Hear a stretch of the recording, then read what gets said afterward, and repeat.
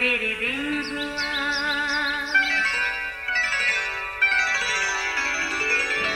नया फिर दिन हुआ, पुरानी रात का करे सो शुक्र हम खुदा की जात का, खुदा की जात का नया फिर दिन हुआ। आज की आयत।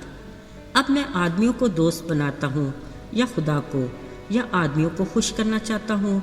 अगर अब तक आदमियों को खुश करता रहता तो मसीह का बंदा ना होता। गलतियों पहला बाब 10वीं आयत। अजीज़ों, एक दफ़ा का जिक्र है, एक आदमी ने अपने गधे को फरोख्त करने का इरादा किया। उसने अपने बेटे को साथ लिया, दोनों गधे पर बैठे और जानवरों की मंडी की जानब रवाना हो गए। अभी कुछ ही देर आगे बढ़े थे कि लोगों ने उन दोनों को गधे पर सवार देकर मजाक उड़ाना शुरू किया। हाँ, वो देखो ज़रा, गधे पर कितना जुल्म हो रहा है। दोनों बाप बेटा उस बेचारे पर सवार हैं। बाप जल्दी से नीचे उतरा। अब अकेला बेटा सवार था। चंद ही कदम आगे चले थे, फिर कुछ लोग उन पर हंसने लगे। हाँ, देखो तो, जवान बेटा गधे पर सवार है और बूढ़ा बाप साथ पैदल चल रहा है।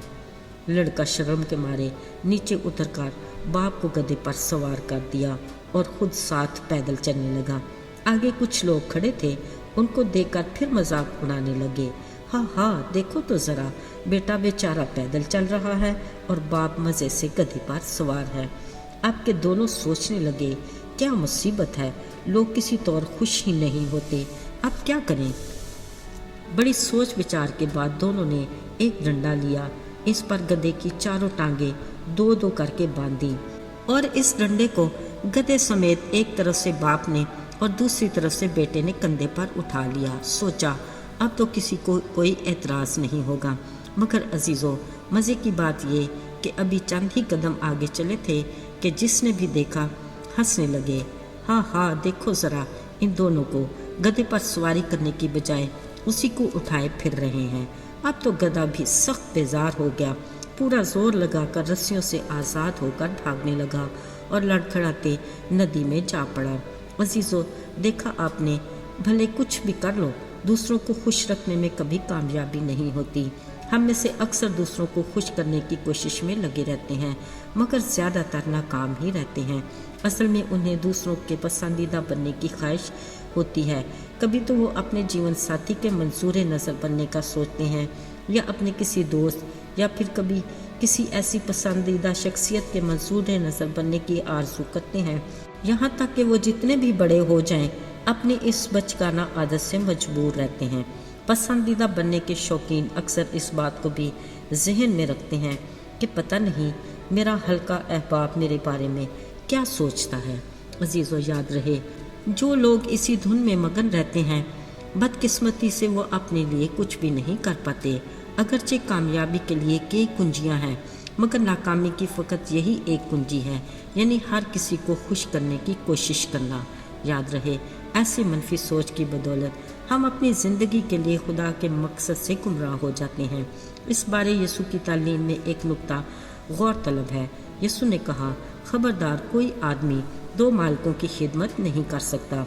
दूसरों को खुश करने की ख्वाहिश में हम अपनी सलाहियतों को अपनी ज़ात की बेहतरी और भलाई के लिए इस्तेमाल करने की बजाय गैर ज़रूरी ज़हनी दबाव और बेसुकूनी का शिकार रहेंगे। याद रहे, हमारी ज़िंदगी खाली खुदा की तरफ से दी गई बड़ी अमानत है। उसकी भरपूर बामकसद और मुनज़्ज़म तरीके से गुजारना हमारी ज़िम्मेदारी है। लिहाजा हमें खुदा के कलाम की रहनुमाई में अपने खाली खुदा के अपनी ज़िंदगी के मकसद और उसकी मर्ज़ी को जानना बेहद ज़रूरी है।